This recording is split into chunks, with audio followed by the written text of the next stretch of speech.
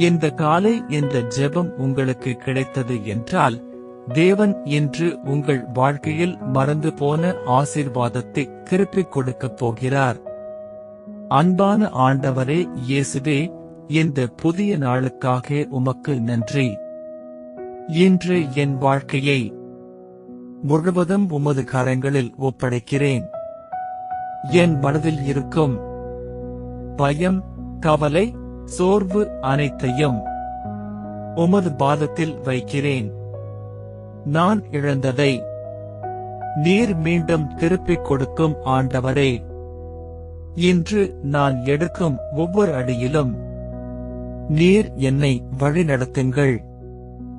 என் வீட்டில் சமாதானமும் சந்தோஷமும் நிலைத்திருக்கட்டும். என் குடும்பம் உமது பாதுகாப்பில் இருக்கட்டும். இன்றைய நாள் முழுவதும் உமது கிருபை என்னோடு இருக்கட்டும். இயேசுவின் நாமத்தில் ஜெபிக்கிறேன். ஆமென்.